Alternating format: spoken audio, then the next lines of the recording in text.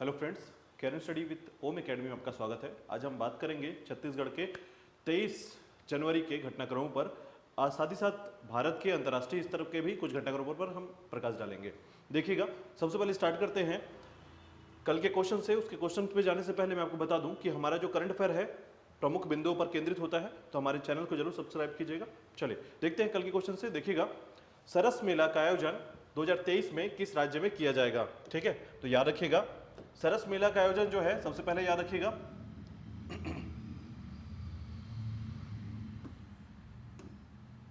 सरस मेला का आयोजन जो है यह जम्मू कश्मीर में होने वाला है। ठीक है, और याद रखिएगा ये 4 से 14 फरवरी को बाग ए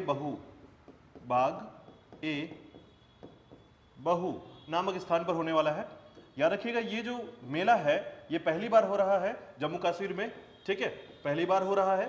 और दूसरी बात याद रखिएगा इसके साथ ही कि ये जो मेला है ये मुख्य तौर पर स्वयं सहायता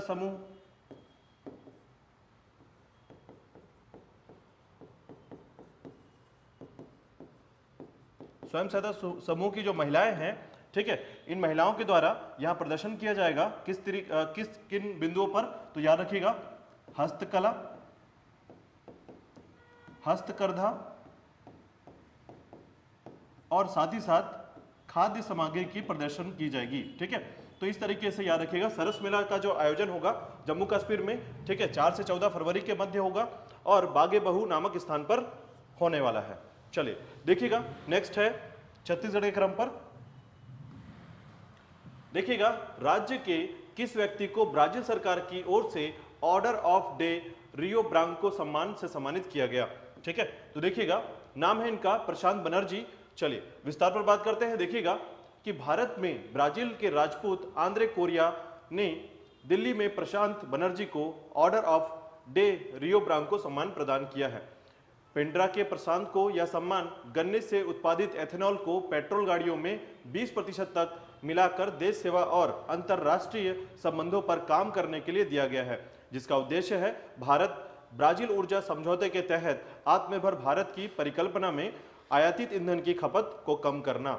चलिए देखेंगे नेक्स्ट टॉपिक पर। देखिएगा, राज्य में आईआईटी भिलाई के किस मिशन के तहत हाइड्रोजन और पानी के विघटन की प्रक्रिया की जा रही है?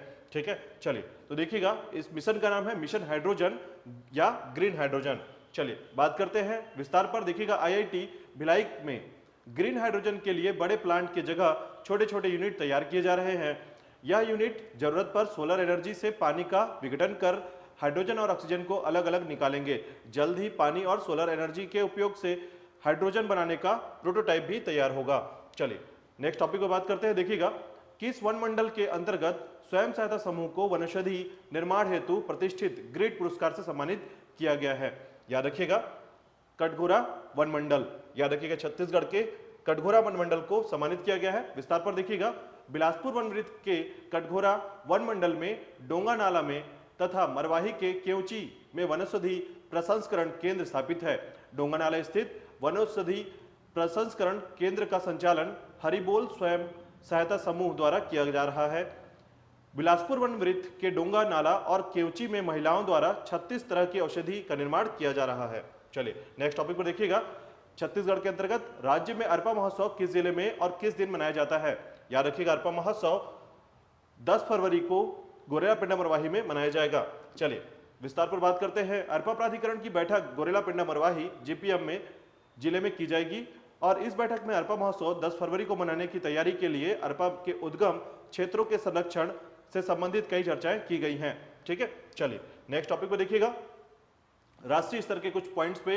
हाल ही में प्रथम भारत मिस्र संयुक्त प्रशिक्षण अभ्यास साइक्लोन 1 का आयोजन कहां किया गया है? ठीक है, आंसर पे देखिएगा राजस्थान पे।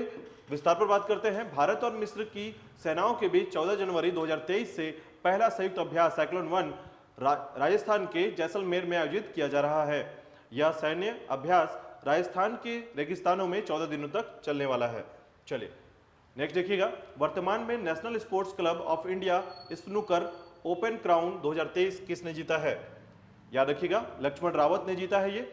चलिए विस्तार पर बात करते हैं। देखिएगा PSPB Petroleum Sports Promotion Board के Laxman Rawat baulk line NSCI अखिल भारतीय स्नूकर ओपन में विजेता बने हैं। उन्होंने सर्वप्रथम सर्वश्रेष्ठ ऑफ 17 फ्रेम फाइनल में साथी पीएसपीबी चैलेंजर आदित्य को 9-6 से हराया है। चलिए नेक्स्ट टॉपिक को देखिएगा। भारत का सबसे गहराई पर स्थित civil court interchange metro station कहां पर बनाया जा रहा है? देखिएगा इसका राइट आंसर है पुणे। चलिए बात करते हैं विस्तार पर। मेट्रो रेल का civil court interchange metro station Maharashtra के पुणे में बनाया जा रहा है, जो कि भारत का सबसे गहराई पर स्थित मेट्रो स्टेशन होगा।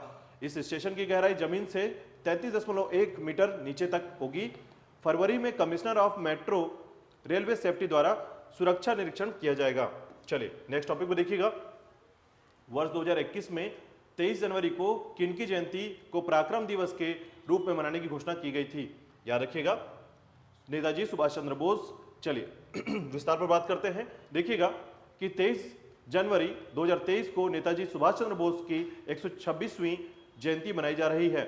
उनके पराक्रम और योगदानों को ध्यान में रखते हुए 2021 से उनके जयंती को पराक्रम दिवस के रूप में मनाए जाने की घोषणा की गई थी। इस वर्ष तीसरे पराक्रम दिवस पर आदि शौर्य पर्व पराक्रम का समारोह का आयोजन किया जाएगा। चलिए नेक्स्ट देखिएगा। वंदे भारत एक्सप्रेस से भी अधिक तेजी वाली या गति वाली कौन सी ट्रेन भारत की सबसे तेज चलने वाली ट्रेन बनेगी? याद रखिएगा इनका नाम है RRTS ट्रेन। ठीक है, RRTS ट्रेन, जिनका फुल फॉर्म है रीजनल रैपिड ट्रांजिट सिस्टम। याद रखिएगा भारत की सबसे तेज चलने वाली ट्रेन बनेगी। 180 किलोमीटर प्रति घंटे की स्पीड से चलने वाली यह ट्रेन दिल्ली से मेरठ तक जाएगी। चलिए बात करते हैं नेक्स्ट टाइम पर। देखिएगा हाल ही में किस बैंक ने समावेशी वित्त भारत पुरस्कार 2022 जीता है? ठीक है, देखिएगा इसका नाम है ESAF बैंक। ठीक है, चलिए देखिएगा स्मॉल फाइनेंस बैंक ने प्रतिष्ठित समावेशी वित्त भारत पुरस्कार 2022 जीता है। इन्हें यह सम्मान वित्तीय समावेशन के लक्ष्य को आगे बढ़ाने और समावेशी विकास का समर्थन करने में अपने योगदान के लिए प्रदान किया जाएगा। चलिए नेक्स्ट टॉपिक भी देखिएगा। दुनिया का सबसे बड़ा अंतरराष्ट्रीय यात्रा प्रदर्शनी का आयोजन कहां किया गया है? स्पेन के मैड्रिड पे। तो अंतरराष्ट्रीय स्तर पर याद रखिएगा स्पेन के मैड्रिड पर। चलिए देखिएगा दुनिया की सबसे बड़ी अंतरराष्ट्रीय यात्री प्रदर्शनी, ठीक है, फितूर FITUR का आयोजन मैड्रिड में किया गया। इसका आयोजन 18 से 22 जनवरी 2023 को स्पेन में किया गया है। इसमें भारत ने पर्यटन को बढ़ावा देने के लिए केंद्रीय पर्यटन मंत्रालय ने भाग लिया था। चलिए राष्ट्रीय स्तर पर नेक्स्ट है, हाल ही में अंतर्राष्ट्रीय शिक्षा दिवस कब मनाए जाने की घोषणा की गई थी? International day of education. Right answer इसका 24 जनवरी। देखिएगा विस्तार पर। देखिएगा कि यूनेस्को ने अंतर्राष्ट्रीय शिक्षा दिवस को अफगान की लड़कियों और महिलाओं को समर्पित किया है। यह दिन पहली बार 24 जनवरी को मनाया जाएगा।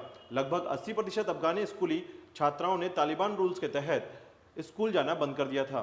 चलिए बात करते हैं नेक्स्ट टॉपिक को। देखिएगा नेटफ्लिक्स के सह संस्थापक तथा CEO ने इस्तीफा दे दिया है। वे कौन है? ठीक है, इनका नाम है रीड हेस्टिंग्स। याद रखिएगा। चलिए विस्तार पर देखिएगा। नेटफ्लिक्स के सह संस्थापक एवं CEO रीड हेस्टिंग्स ने अपने पद से इस्तीफा दे दिया है। 62 वर्षीय रीड हेस्टिंग्स ने Netflix DVD by mail business company की शुरुआत 1997 में की थी। चलिए नेक्स्ट देखिएगा।